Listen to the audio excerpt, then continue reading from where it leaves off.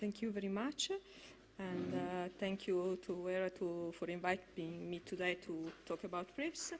I will focus my presentation on the revised regulatory technical standards, and I will skip the initial slides because the issues there have already just been addressed.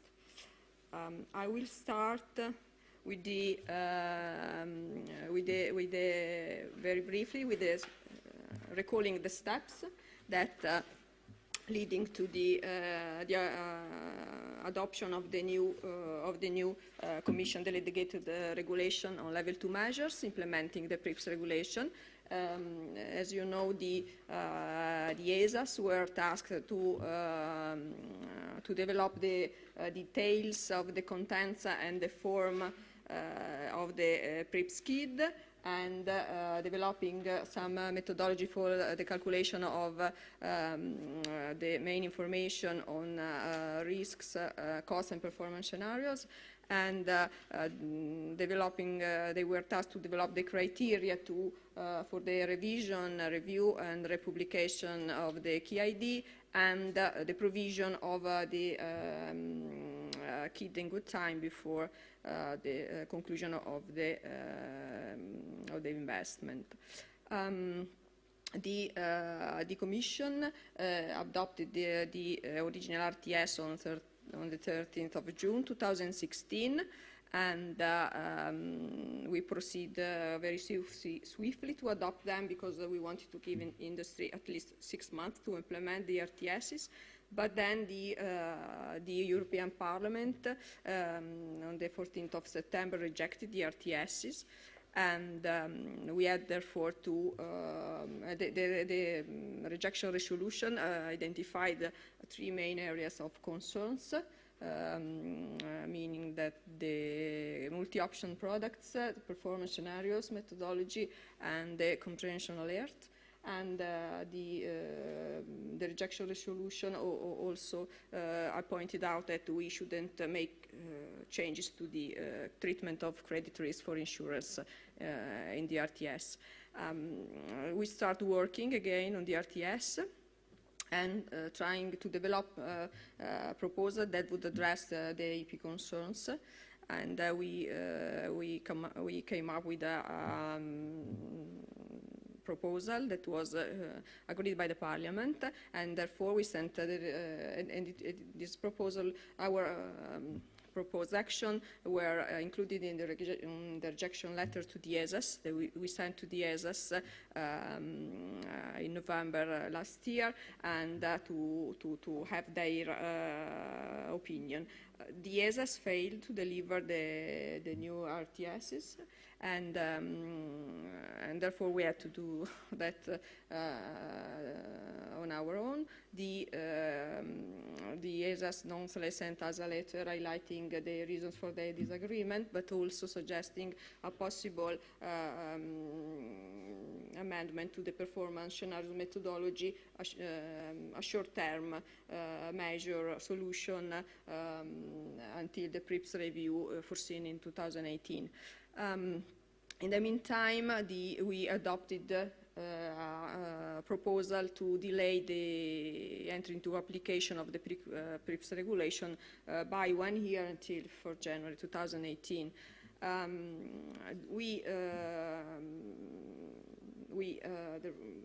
Given the failure of the ESA to deliver their opinion, we made to the original RTS the amendment that we deemed necessary, and we adopted the revised Commission regulation on the 8th of March. And the Parliament and the Council targeted early non-objection procedure. And I am very happy to tell you that the process is over. On Wednesday, the Parliament announced that they wouldn't object to the RTSs. Therefore, we are now waiting for the formal non-objection from the Council and the Parliament, and then we'll be able to publish the revised RTS in the official journey. Probably will be the probable date for the publication are around the 12th or the 30th of April next week, or the latest the following week. So in this way, we will give industry more than 6 months to implement the RTSs. Let's start with the, as I told you, I will focus on the amendments that we made to the RTS to accommodate the Parliament's concerns. So, of course, we had in mind in targeting our amendments not only the need to solve the Parliament issues, but also to ensure, to maintain the same level of investor protection than of the original RTSs. And in our view, the revised RTSs still offer a good level of comparability and ensure a level playing field among the different sectors of the industry. The first area of concern was the treatment of multi-option products.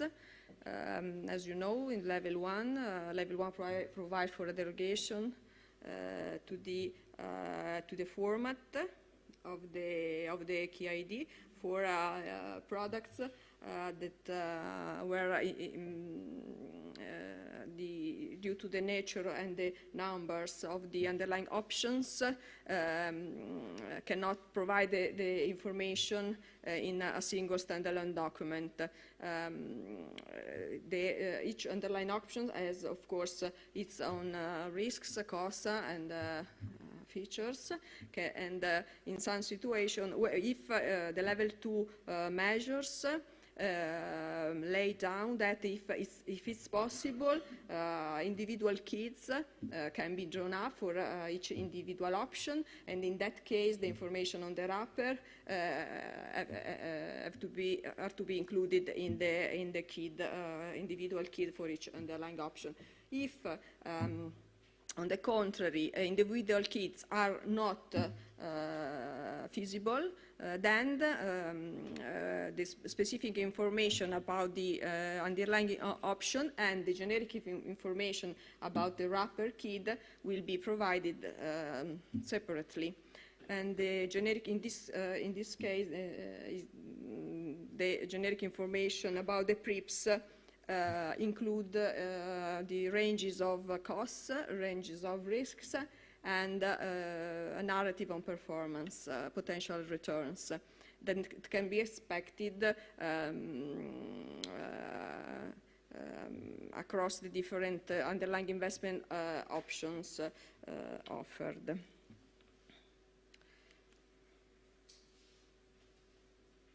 The concerns raised by the Parliament were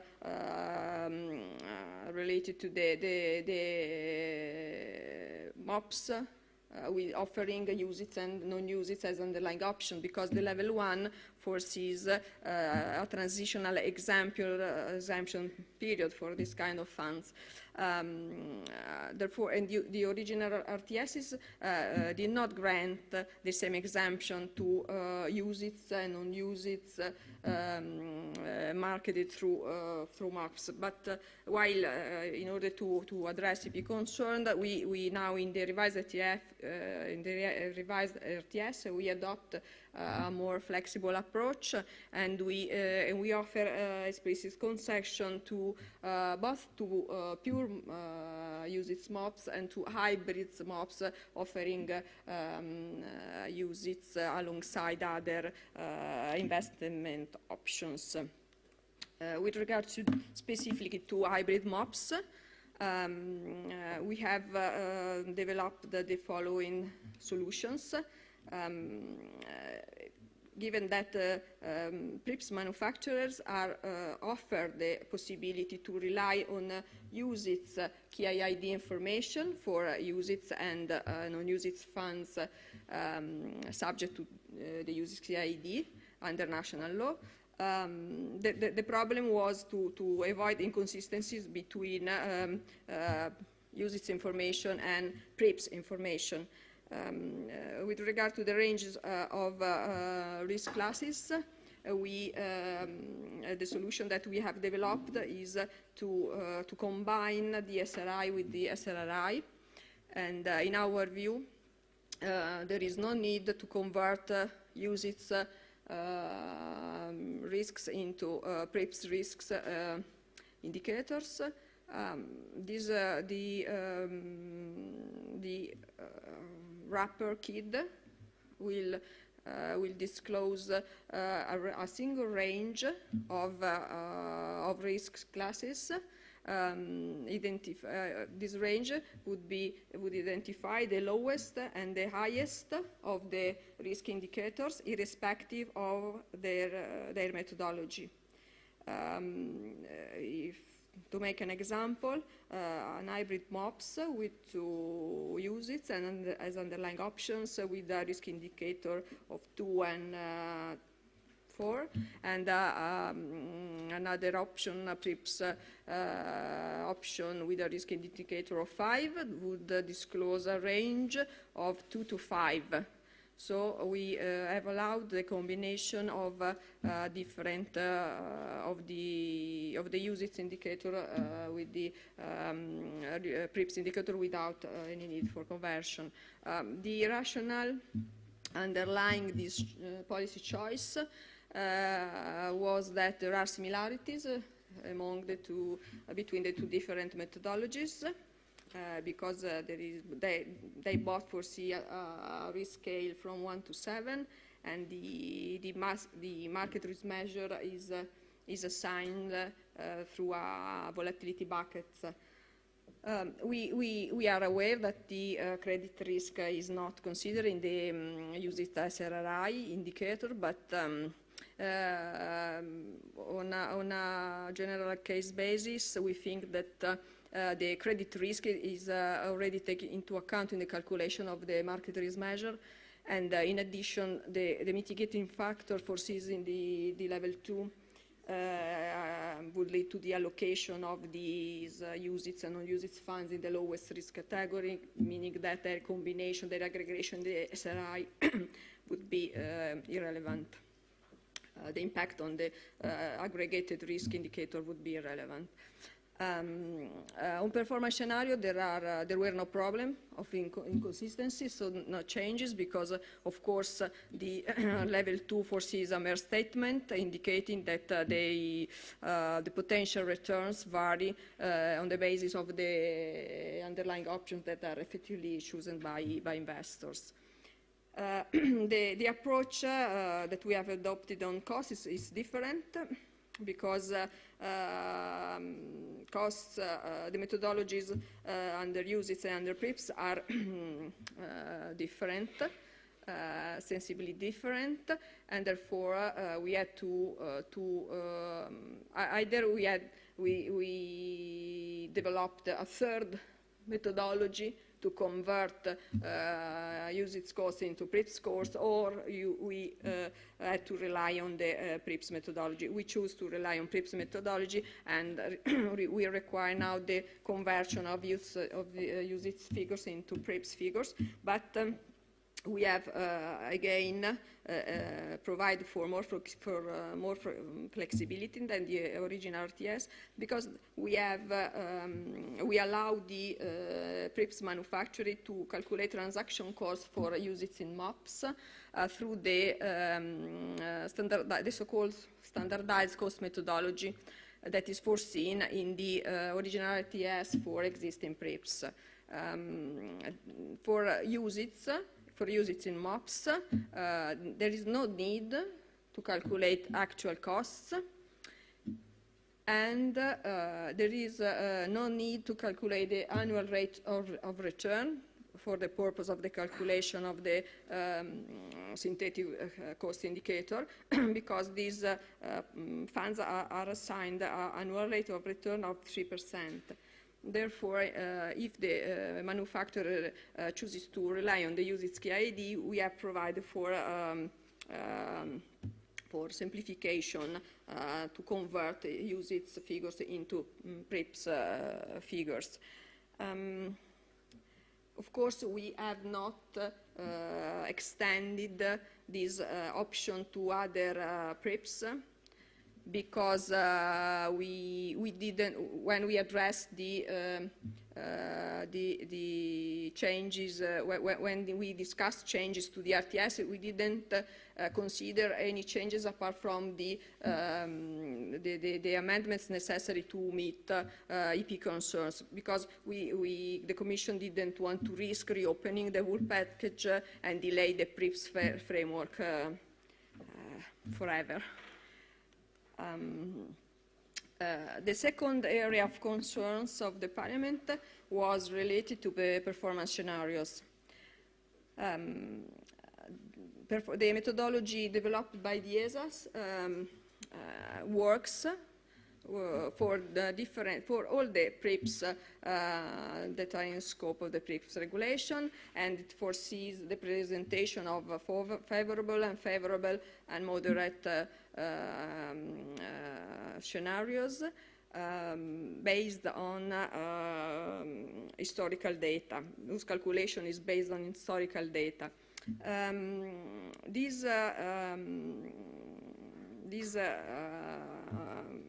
scenarios shows the expected outcomes in normal market condition, but what the Parliament highlighted is that in extreme market condition, this methodology could end up in overly optimistic performance scenarios, meaning that the unfavorable scenario would be above the actual cost, and thus giving inaccurate information to investors. We are well aware that there is no model, even the more sophisticated model cannot foresee financial crisis. But we agreed with the Parliament that there are some amendments, targeted amendments, had to be done. So we made two proposals to the ESAs in our rejection letter. The fourth proposal was related to the pre-existing performance scenario, and we proposed to replace the historical means of return with 0, in order to make the performance scenarios more prudent and not linked to, in order to avoid to make assumption on the future market developments. And we also included 4 mandatory scenarios to complement the existing 3 scenarios that would disclose the potential returns under stressed market conditions. And we developed ad hoc methodology for the calculation of the stress returns, and this methodology was also discussed with the Parliament. In the end, in the final version of the RTS, we moved back to the original methodology with regard to the existing 3 scenarios, because we have taken into account the request from industry to base the calculation of returns on more realistic hypothesis, but we have kept the stress scenario and the methodology underpinning the stress scenario. So for a stress scenario, for the calculation of the stress scenario, the mean is still 0. This to achieve a more prudent picture of the potential returns in stress market condition, to avoid the situation where the stress scenario would be above the actual return. We have also defined the cutoffs for the calculation of the stress scenario. We have these cutoffs are related to the length of the window that have to be considered to calculate the stress volatility, the window of historical return, I mean, and the percentile of the stressed volatility distribution and the percentile of the stress return distribution. Of course, we had to make our calibration is based on tests that we perform on market data for different kind of products, but we had to make simplification so as not to develop a too complex methodology. And we are aware that this simplification might raise some criticism because there might be some inconsistency in some situation, but we think that the industry will be we have with this defining the calibration of the parameter, we have ensured a good level, a higher level of comparability across products. On the comprehension alert, the level 1 lays down the exact working of the comprehension alert that a KID must include in case of products that are difficult to understand. And this is a self-serving provision, and there is no need for further implementation. In recital 18 of the level 1, there is a list of an exemplificative list of criteria to identify the product that are complex and therefore are difficult to understand. But we agreed with the Parliament that there was a need for further guidance in order to allow for a consistent implementation of this provision, and therefore we asked the ESAs to develop the criteria for the inclusion, triggering the inclusion of the comprehension alert in the KID. The ESAs failed to deliver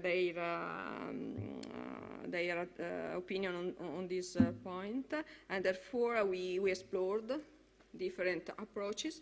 They might be feasible, and we, given that the PRIIPS regulation complements MiFID IDD, we ended up requiring with a consistent approach among the different pieces of framework at the European level, and now the comprehension alert is the inclusion of the comprehension alert is triggered by the definition of complex products under MiFID II and IDD. Meaning that all the product following into the definition of complex products under those framework have to disclose the comprehension alert in their KID.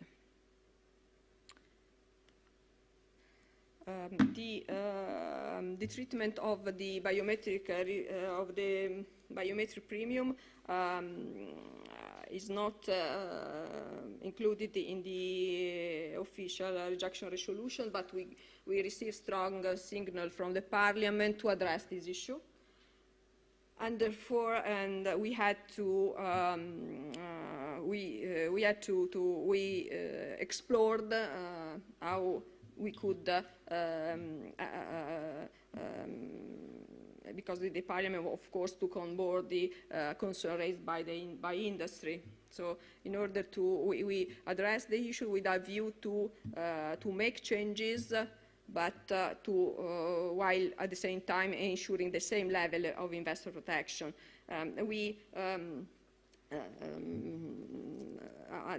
On the basis of the insights into the consumer behavior stemming from the consumer testing organized by the Commission,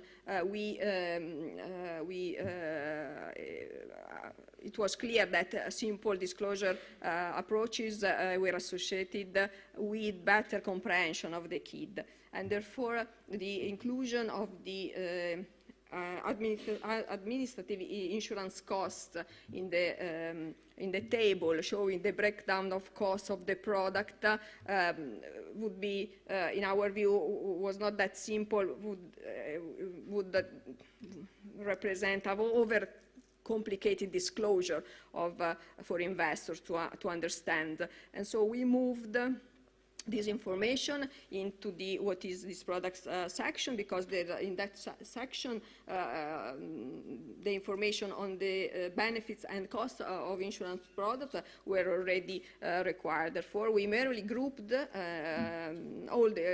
we have allocated all the information on costs and benefits related to the insurance cover in the same section.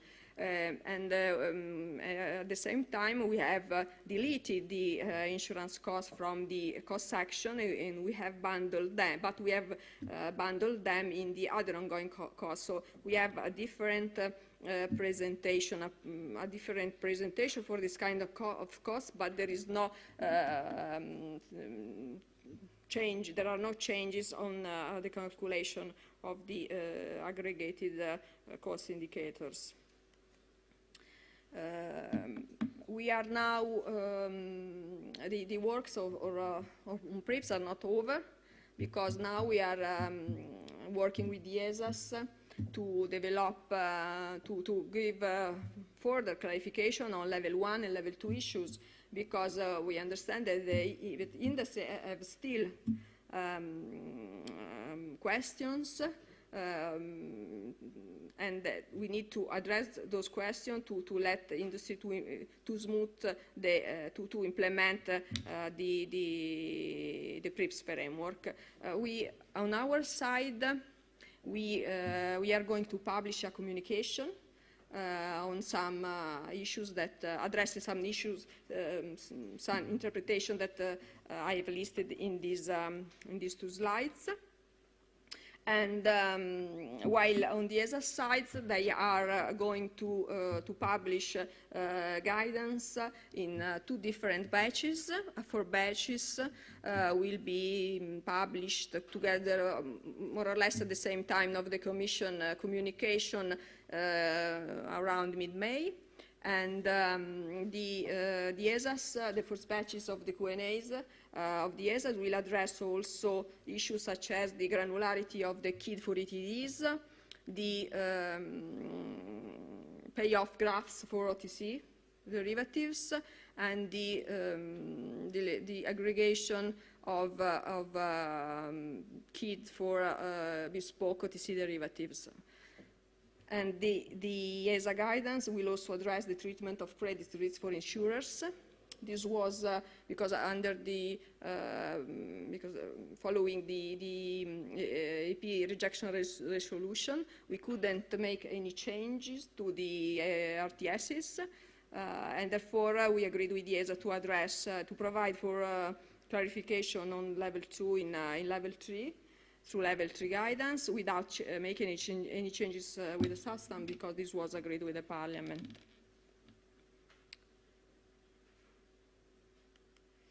Okay, this just to mention the further the regulation complemented the PRIIPS framework, the PRIIPS intervention powers, and we have already sent the ESA a request for advice to develop the criteria that PRIIPS manufacturers have to follow to set out the procedures to design PRIIPS targeting specific environmental or social objectives. The ESAs are expected to provide the advice around July. This is my final remarks, because I wanted to given that my presentation is at the end of this long day on dedicated to investor protection for different angles, I wanted to draw some conclusions on the issue as a whole. I think that, as I said before, over the last few years, the the EU has created a very strong regulatory framework on transparency. MiFID, MiFIR, IDD, PRIIPS use it, and but this is not enough because due to the reasons that we have highlighted before, because still the products are more and more complex, incorporating highly engineered investment strategy and derivatives, and so it's even more difficult for investors to understand those products. The low financial literacy and the cognitive bias represent an obstacle for investors to make decisions that are in their best interest in most cases. So they need still advice to make a decision on this kind of products. And most of the the products in scope of the PRIIPS regulation are quite difficult to understand because they are packaged products that involve different components, and so they are not that easy for the consumers to understand. It's not easy to simplify the presentation of the information. Of course, PRIIPS try to do that, but still, these are quite complex products with complex payout structures. And therefore, in my view,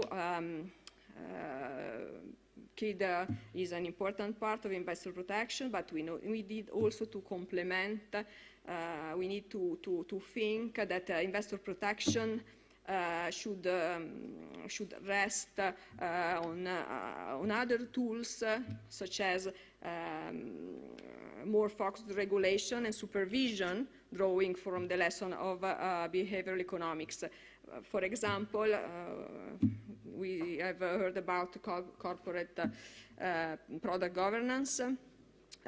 Behavioral economics is important also in the context of the product governance, because product governance implies that you have to collect information on investors to identify the target market, and how you collect the information is reflected immediately on the quality of your service.